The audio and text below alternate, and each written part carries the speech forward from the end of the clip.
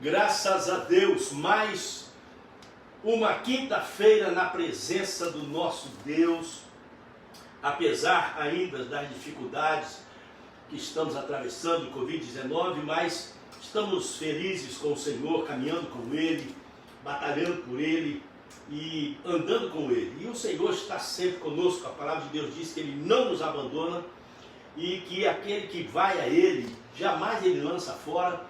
Isso dá segurança, isso traz firmeza para a nossa fé, apesar das nossas fraquezas, apesar de nós, como eu preguei, hoje eu vou falar sobre isso também, como eu preguei há algum tempo atrás, que Deus abençoa a igreja apesar de nós. E a igreja em todas as épocas, a igreja do Senhor Jesus é a mesma. E nós vamos falar isso sobre as 7 igrejas do Apocalipse. Capítulo 2 de Apocalipse, nós vamos começar com a primeira igreja, a igreja de Éfeso. Com certeza vai ser uma bênção para a nossa vida, para nós estarmos sendo exortados, consolados, edificados com a palavra de Deus.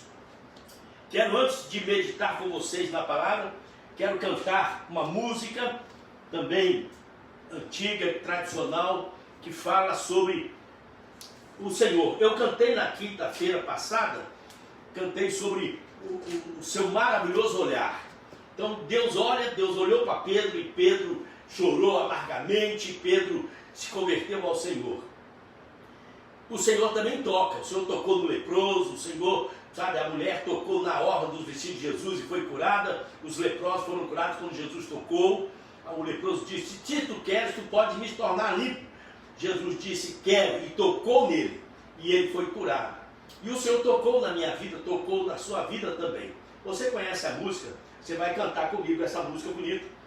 Tocou-me, ou seja, algemado por um peso, ó quão triste eu andei, vida amargurada, vida sem Deus, não faz sentido, não tem sentido. Vamos lá.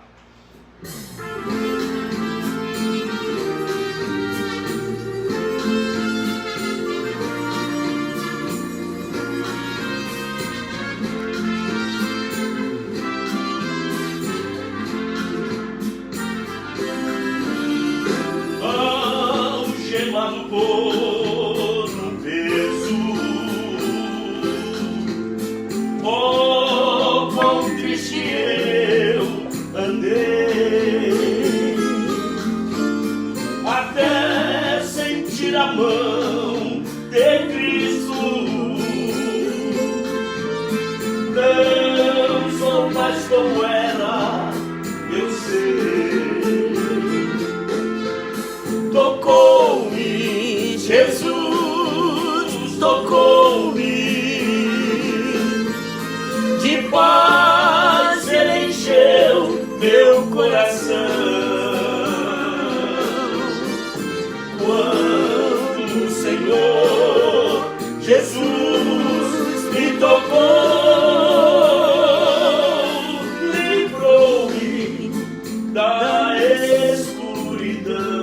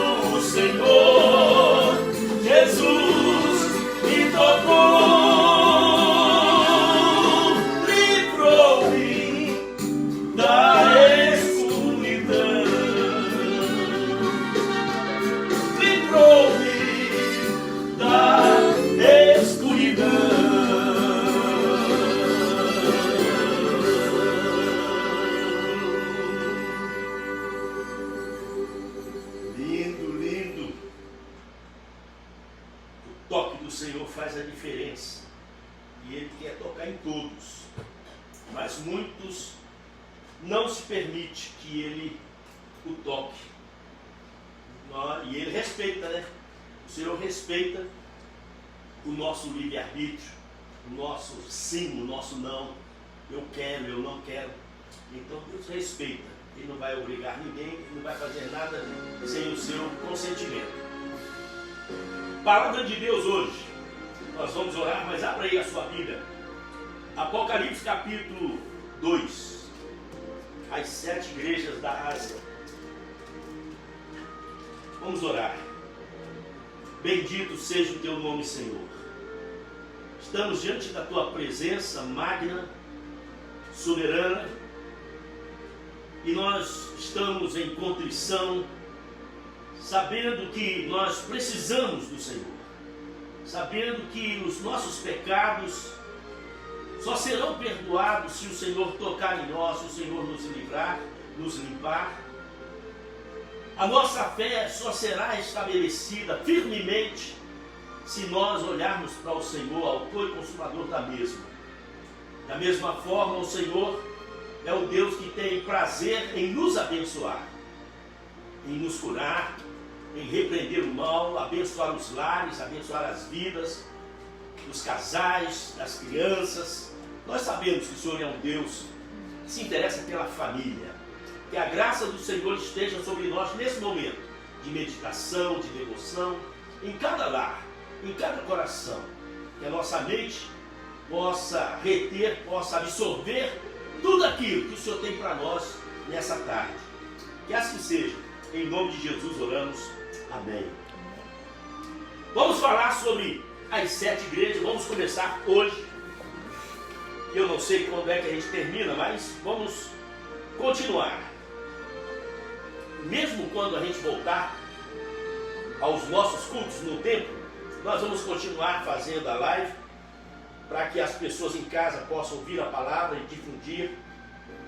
Alguns estão assistindo agora. Já coloca aí o seu pedido de oração para a gente orar no final. E você que quer compartilhar essas mensagens, você pode fazer isso. Interessante que eu preguei no domingo sobre o grande trono branco ou o Calvário.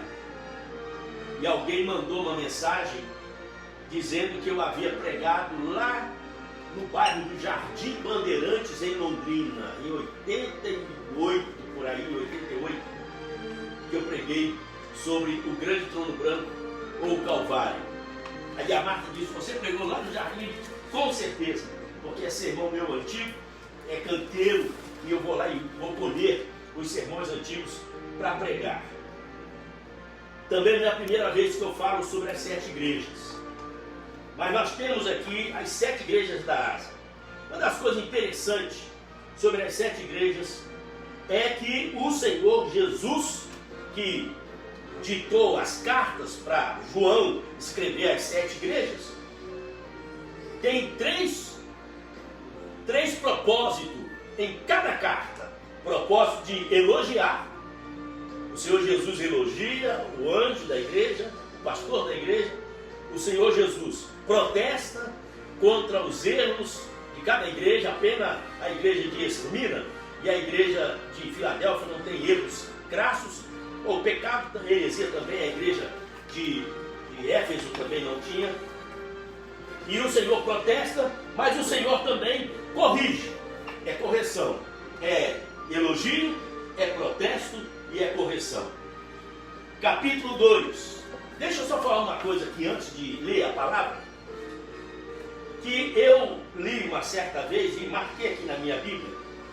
Que poucas pessoas, mas quem escreveu tem base para isso. Que as 7 igrejas da Ásia pode também representar 7 eras da igreja desde a era apostólica. Então, eu gostei e creio que pode ser também, a gente pode interpretar as 7 igrejas da Ásia e colocar dentro de eras até a nossa era atual. Por exemplo, a igreja de Éfeso é a igreja da era apostólica. A igreja de Esmirna era a igreja da era da perseguição, até 316 depois de Cristo. A igreja de Pérgamo era a igreja do pavor imperial, de 316 a 500, pavor. Depois tem 4, a igreja de Tiatira, é a era negra da igreja, é o período negro da igreja, 500 a 1500 depois de Cristo, período longo de trevas, período medieval. A igreja de Sardes é a era da reforma, de 1500 a 1700. A igreja de Filadélfia é a igreja das missões, de 1700 a 1900, quando houve um grande avivamento aqui na Inglaterra, espalhou por todo o mundo, missionários saindo, principalmente aqui desse país da América, para evangelizar o mundo todo. Foi a era das missões, a igreja de Filadélfia. E a era atual é a igreja de Laodiceia, é a era da apostasia, é a era dos invencionismos, de heresias na igreja. E eu sei que o período medieval, a igreja esteve em muitos erros, a igreja romana, muitos erros mesmos. Mas nós estamos atravessando também, nesse período, que é o período de Laodiceia, o espírito laodiceano tem adentrado as igrejas, e o pessoal, os líderes, a igreja em si não tem cuidado da doutrina pura, santa do Senhor, e muita heresia tem entrado na igreja. Quem me conhece, os membros da minha igreja, sabe do que eu estou falando. Líderes, sabe, bispos, títulos, daqui a pouco a gente vai falar isso com base bíblica, títulos, mulheres, homens, sabe, querendo subir, sem prestar conta, querendo, como disse um amigo meu, que conversei com ele antes de ontem, que está morando lá em Campo Grande, no Mato Grosso do Sul, pastor Jorge Luiz, ele, conversando comigo, ele disse: as pessoas já estão querendo servir-se Deus, para não prestar conta a ninguém e fazer o que dá na cabeça, inventar qualquer coisa na igreja. Esse é o período laodiceano, período grave. Capítulo 2, vamos então direto para a igreja de Éfeso. A Bíblia fala de o anjo, ao anjo da igreja em Éfeso escreva. Presta atenção, anjo aqui são enviados, são mensageiros, são pastores. Por exemplo, se você ler o contexto no capítulo 1, versículo 20, este é o mistério das 7 estrelas, que você viu em minha mão direita, e dos 7 candelabros. As 7 estrelas são os anjos das 7 igrejas, e os 7 candelabros são as 7 igrejas. Então João viu na mão do Senhor 7 estrelas, e o Senhor andava no meio dos 7 candelabros. Anjos aqui são os pastores, os líderes da igreja, e as 7 estrelas são as próprias igrejas. Capítulo 2, ao anjo da igreja em Éfeso escreva. Note uma coisa, a carta está sendo enviada para a igreja, mas o Senhor Jesus está falando diretamente com o líder.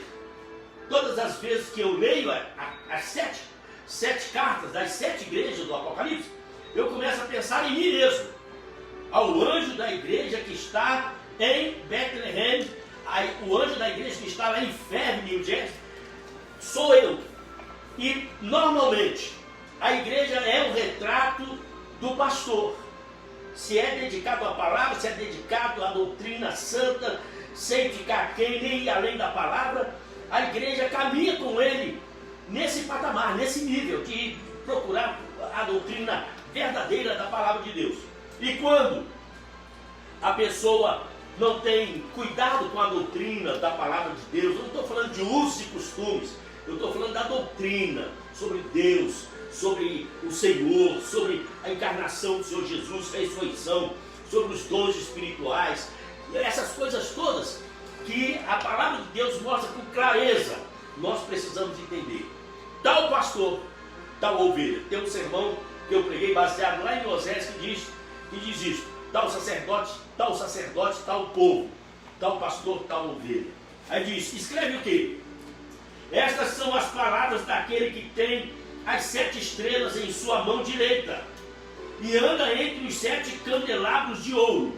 O Senhor tem na mão os pastores. Ele coloca em cada lugar, segundo a sua vontade, para o pastor liderar a igreja, pastorear a igreja. O líder que o Senhor coloca na igreja é o líder que o Senhor quer que fique ali. Então o Senhor tem nas mãos as 7 estrelas, que são os pastores, os anjos, e ele anda na igreja, ele caminha com a igreja. O Senhor tem prazer em viver com a igreja, é a noiva dele, querida dele. E o Senhor, mesmo com os nossos erros e fracassos, o Senhor tem prazer na igreja. Aí diz assim, veja as qualidades da igreja de Éfeso, como eu disse aqui na introdução. Em todas as épocas, a igreja do Senhor é a mesma. A igreja do Senhor tem oração, tem leitura da palavra, tem alegria, tem almoço, tem café. A igreja, sabe, tem milagres, mas a igreja também tem muitos erros, muita confusão, muita coisa errada. E a igreja de Éfeso não é diferente. A igreja agora está sendo elogiada pelo Senhor Jesus, dizendo: conheço as suas obras. O Senhor conhece o que você anda fazendo, sua contribuição financeira. O Senhor conhece a sua oração em favor da igreja, em favor dos perdidos. Conheço as suas obras, o trabalho filantrópico em favor dos necessitados. Conheço as suas obras, conheço o seu trabalho árduo. O Senhor conhece quando você se dispõe. Há membros na nossa igreja, como havia lá na igreja de Éfeso, membros que estão à disposição para trabalhar no reino de Deus, que querem se envolver no reino de Deus, se envolvem e trabalham. Alguns não, mas alguns também se envolvem com a igreja num trabalho árduo. E conheço também, diz a palavra, a sua perseverança. Deus conhece quando você não recua, quando você não cai fora, quando você é perseverante, apesar da luta, apesar do problema, você permanece, você persevera na igreja. E há muitos que perseveram. A gente muda o pastor, Deus pode tirar o pastor de uma igreja, colocar em outra igreja, num país, em outra cidade, não importa. Mas a gente fica sabendo, eu que pastoreei igrejas em quase todo o Brasil, normalmente alguém manda, esporadicamente alguém manda uma mensagem: pastor Timóteo, eu fui membro da sua igreja. Eu nem me lembro mais das pessoas, infelizmente minha mente não é tão fotográfica assim, mas eu fico contente de saber que está me chamando de irmão, está me chamando de pastor, que é crente ainda, mudou o pastor, quem sabe mudou até mesmo da localização do templo, mas as pessoas permanecem. Eu conheço a sua perseverança. Sei que você não pode tolerar homens maus. Uma igreja que não gosta de gente que tem maldade no coração, que quer prejudicar os outros membros, que querem fazer cair. Olha só, sei que você não pode tolerar homens maus. Pastor da igreja de Éfeso, a igreja de Éfeso era uma igreja que não tolerava gente ruim, gente má. Aí está dizendo: sei que você não pode tolerar homens maus, que pôs à prova os que dizem ser apóstolos, mas não são. Ah, se eu tivesse tempo para falar sobre apostolado hoje. Mas uma coisa é, a Bíblia está dizendo, muita gente está se dizendo apóstolo, mas não é apóstolo coisa nenhuma. Sabe por que eu creio nisso? Porque o apóstolo Paulo foi chamado depois dos 12. O apóstolo Paulo, Barnabé foram chamados para serem apóstolos. E o pessoal questionava o apóstolo Paulo porque ele não estava entre os 12 e veio depois. Mas ele disse assim: eu tenho marcas do meu apostolado, não só os milagres que vocês têm visto ser feitos, como a palavra que eu tenho pregado, mas eu vi o Senhor Jesus também. Jesus apareceu a mim no caminho de Damasco. Uma das qualificações para se ser um apóstolo é ter visto o Senhor, ter andado com Ele. E muitos que se dizem apóstolos, como diz a palavra aqui, se dizem ser apóstolos, mas não são. É o que está acontecendo dentro das igrejas hoje. Pessoas galgando títulos. E nós estamos herdando isso da igreja romana. Por quê? porque lá tem cardeal, lá tem bispo, lá tem um punhado de coisa, vai subindo o papo lá em cima. Aí a igreja evangélica não está também longe disso. A igreja começa também a ser bispa, apóstola, apóstolo, e começa a subir. Eu não sei onde vai parar isso. São heresias dentro da igreja, como eu disse. A palavra de Deus está aqui para mostrar, para elogiar, está aqui para protestar e está aqui para corrigir as igrejas. E aí depois diz assim, vocês que dizem ser apóstolos, mas não são, e descobriram que eles eram impostores. São impostores dentro da igreja, galgando títulos que a Bíblia não menciona e não tem direito nenhum de obter esses títulos, mas estão lá. As igrejas neopentecostais estão cheias disso. Para homem, para mulher, está virando uma bagunça dentro da igreja.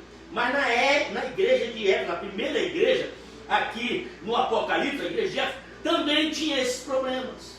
Então a gente vê que em todas as épocas a igreja do Senhor é a mesma. Aí diz assim, mais uma qualidade da igreja de Éfeso: você tem perseverado e suportado sofrimento por causa do meu nome. Igreja que por causa do nome de Jesus sofre perseguição, vai para a cadeia, enfrenta a morte, mas não nega o nome do Senhor. Diz aqui, você tem suportado sofrimento por causa do meu nome. Nós estamos num país livre. Brasil, nós estamos num país livre. Mas, queridos, há muitos países comunistas, islâmicos, onde a igreja sofre uma barbaridade. Muitos líderes, pastores e crentes presos, missionários presos em prisões. Muitos foram mortos e as famílias não sabem onde está o corpo, sumiu. Muito sofrimento. Quem conhece a Voz dos Mártires, aquela revista que se transformou até em um livro, a Voz dos Mártires, fala sobre isso. A gente esquece, a gente não lembra, porque a gente está vivendo num país de liberdade. A gente prega aí na internet, na televisão, no rádio, prega ao ar livre, prega com tempo, põe faixa, faz tudo. Meus queridos, nos estádios, nos ginásios, nós temos liberdade, mas em muitos lugares na terra, você não pode cantar, você não pode pregar, você não pode nem mesmo carregar a sua Bíblia em mãos. Então, você é preso, você é condenado e pode chegar até a ser morto. Aí diz, você suportou o sofrimento por causa do meu nome. O apóstolo Pedro escreve assim: se você sofre como bandido e você não é bandido, então você é bem-aventurado. Agora, se você sofre porque você é bandido, aí, meu querido, você não tem bem-aventurança nenhuma, você não é feliz coisa nenhuma. Por causa do meu nome. E diz assim, e não tem desfalecido. Você tem suportado o sofrimento por causa do meu nome e não tem desfalecido. O sofrimento vem para nos colocar para baixo. Perseguição, luta. Mas presta atenção, não desfalecemos. Nós estamos em pé. Nós estamos olhando para o Senhor. Nós estamos caminhando. Agora, as perseguições que nós enfrentamos é o que Paulo enfrentou também. No capítulo 14 de 1 Coríntios, Paulo fala, 2 Coríntios, Paulo fala justamente sobre isso. No capítulo 4 de 2 Coríntios, Paulo fala assim: eu enfrentei problemas com os falsos irmãos. Diz que é irmão, mas é coisa nenhuma. Então, eu penso que um dos maiores problemas que Paulo enfrentou não era a surra na rua de vara, não era a prisão, não era chicoteamento, nada disso. Naufrágio, fome, nudez que ele passou, tudo, mas eram os falsos irmãos. Quando ele precisava de amparo, precisava de apoio, as pessoas desciam a calúnia sobre ele, inventavam coisas sobre o apóstolo Paulo. E vocês sabem que ele sofreu muito. Eu estava conversando essa semana com um membro da nossa igreja, eu estava falando com ele justamente sobre isso. 3 homens que sofreram muito na Bíblia, muitos outros, mas os 3 aqui que eu quero destacar. Primeiro, o Senhor Jesus. O sofrimento de Jesus foi terrível, foi tremendo. Mas Jesus sofreu mesmo quando ele foi preso. E aquela noite, quinta, sexta, até o Calvário, na cruz, quando ele bradou e morreu, ali foi sofrimento. Chicote, os cravos, carregando a cruz, caindo, fraco, à noite sem comer, dia sem comer, até ser crucificado. Mas morreu, ressuscitou e está vivo. Segundo homem que sofreu muito, Jó. Jó sofreu uma barbaridade, porque o diabo teve a permissão de Deus para acabar com a família, matar os filhos e filhas, acabar com a riqueza e depois tocar no corpo dele e enchê-lo de enfermidades, de feridas. A Bíblia não fala quanto tempo Jó sofreu a calamidade da ferida, da doença, e aqueles amigos, entre aspas, que vieram e estavam acusando Jó de que ele era um pecador, é por isso que ele estava sofrendo. Ele dizia: não, eu não estou sofrendo por causa de pecado. Sou um homem que sempre andei em retidão com meu Deus, juntamente com a minha família. Deus não pode estar fazendo isso comigo por causa dos meus pecados. Há outro motivo, mas ele não sabia que era o diabo que estava incitando a Deus para acabar com a vida dele. Agora presta atenção. E o outro que sofreu muito, para mim é o que mais sofreu, é o apóstolo Paulo. Porque ele foi chamado para sofrer. Então ele já entrou no reino de Deus sofrendo, sendo perseguido pelos judeus, sendo perseguido pelo povo. Aí os falsos irmãos, naufrágio, fome, sem dinheiro, preso na cadeia, viveu mais preso do que solto. Mas mesmo assim, dentro de uma cadeia, ele escreve a carta aos Filipenses. Na prisão ele escreve: alegrai-vos no Senhor. Outra vez eu digo: alegrai-vos.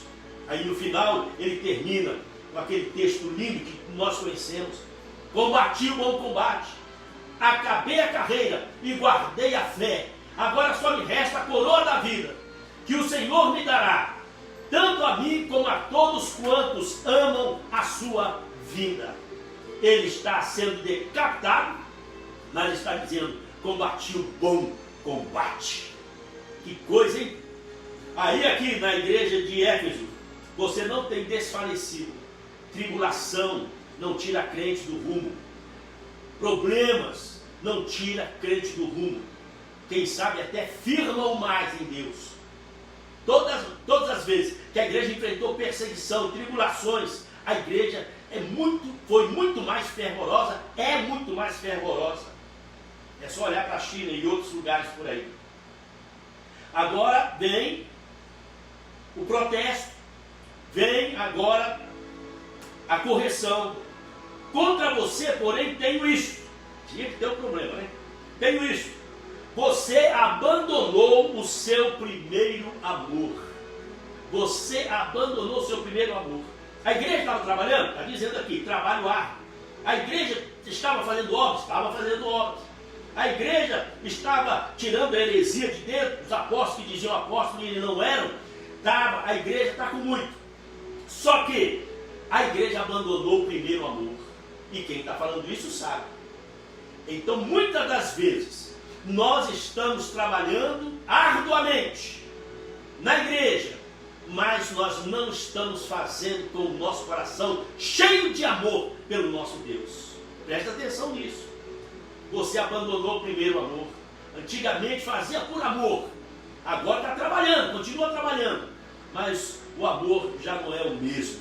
Já não ama o Senhor como amava antigamente. Sabe que a ilustração boa para nós? É a mesma coisa de você que é casado, ter a sua mulher, viver com ela fazer tudo em sua casa, cuidar das crianças, cuidar de você, comida, limpeza e tudo, mas não te amar mais. Como é que você se sentiria, como é que você se sente se isso acontecer ou acontece na sua vida? O Senhor Jesus é o noivo. Ele está elogiando a igreja que trabalha, que sofre, que persevera, mas está dizendo: você já não me ama como amava antigamente. É triste, hein? Aí o Senhor Jesus diz assim no versículo 5: lembre-se de onde caiu.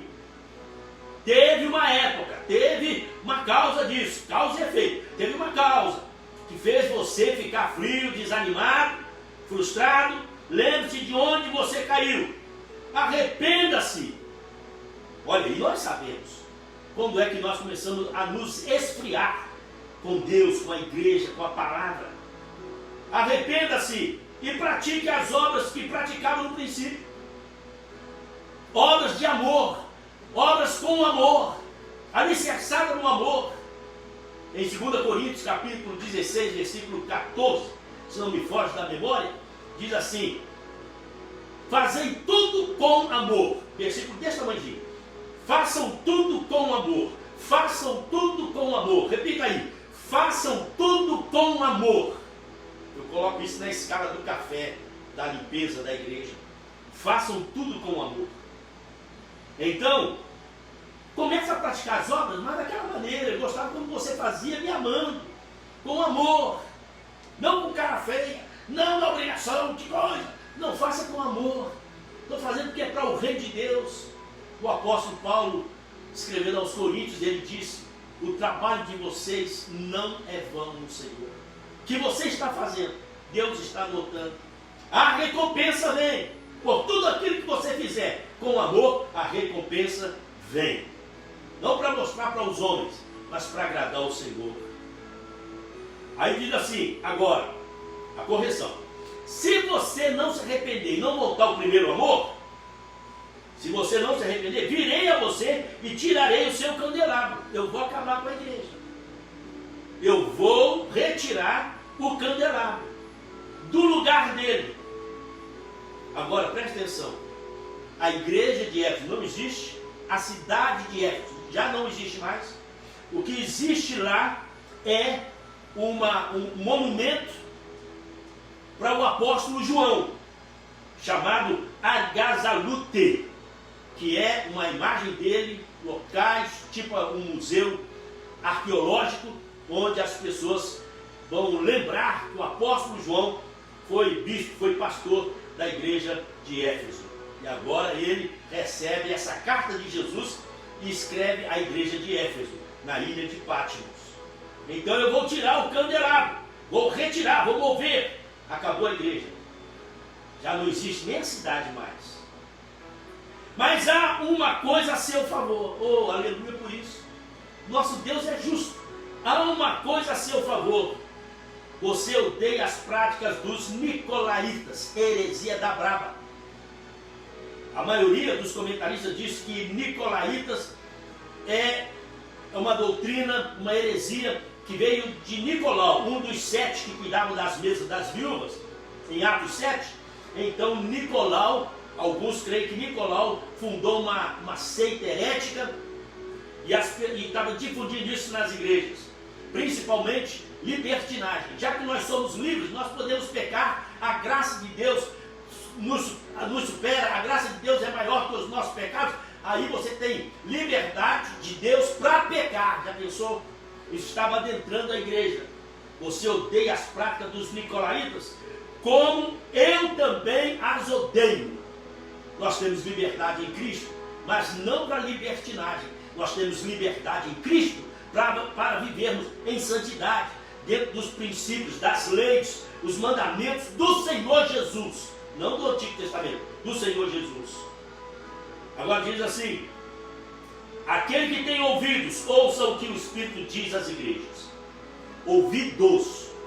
Ouvidos quer dizer, você está ouvindo se é palavra ou se não é palavra. Aquele que tem ouvido sabe, isso é palavra pura. Você ouve o pregador, pode botar fogo, pode cair, pode levantar, pode gritar, pode chorar, pode falar língua, pode fazer o que quiser.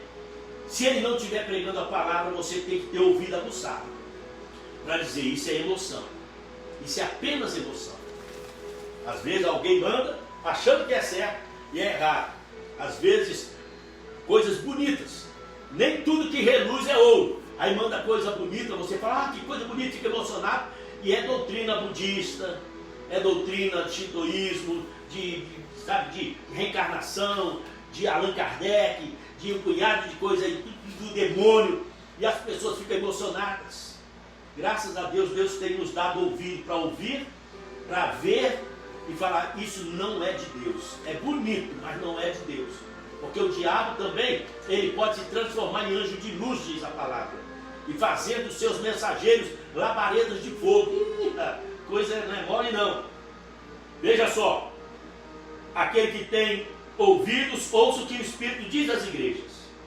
toda a carta, o Senhor Jesus termina dizendo assim: ao vencedor, aquele que vencer, na outra versão, ao que vencer, aqui na nova versão internacional, ao vencedor darei o direito de comer da árvore da vida que está no paraíso de Deus, aleluia, darei o poder de comer da árvore da vida, ao vencedor darei o direito de comer da árvore da vida que está no paraíso de Deus.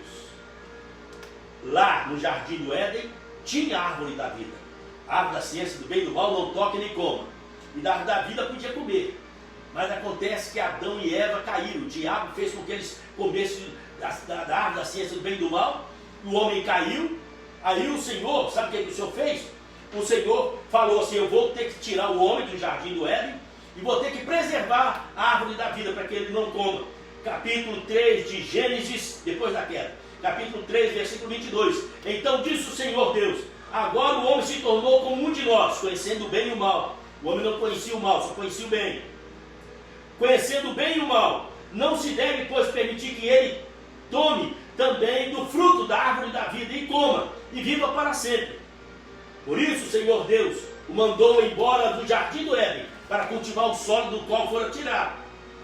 Depois de expulsar o homem, colocou ao leste do jardim do Éden querubins e uma espada flamejante, que se movia, guardando o caminho para a árvore da vida.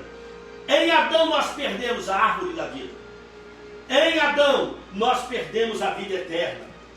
Mas a palavra de Deus diz que quem vencer, quem não desfalecer, o Senhor dará de comer da árvore da vida. Você quer? Nós queremos. No primeiro Adão, 1 Coríntios capítulo 15, primeiro Adão caiu, nós caímos. O segundo Adão, o último Adão, o Senhor Jesus, ele está em pé, ele vence a morte, ele vence o diabo, ele vence todas as coisas, e nós em Jesus, nós somos mais do que vencedores também. Olha só o que diz a palavra de Deus, em 1 Coríntios capítulo 15, capítulo 15, versículo 45. 1 Coríntios 15, 45. Assim está escrito: o primeiro homem, Adão, tornou-se um ser vivente. O último Adão, espírito vivificante. Não foi o espiritual que veio antes, mas o natural. Depois dele o espiritual. O primeiro homem, gosto disso, o primeiro homem era do pó da terra, o segundo homem dos céus. Os que são da terra são semelhantes ao homem terreno, e os que são dos céus, semelhantes ao homem celestial, o Senhor Jesus. Semelhança em Adão, acabamos. O nosso velho homem foi com ele crucificado. Hoje, não mais vivo eu, mas Cristo vive em mim. A nossa vida é voltada, é alicerçada, é espelhada, é reverenciada em Jesus. E diz ainda: assim como tivemos a imagem do homem terreno, teremos também a imagem do homem celestial. Em Adão nós perdemos, em Cristo nós ganhamos.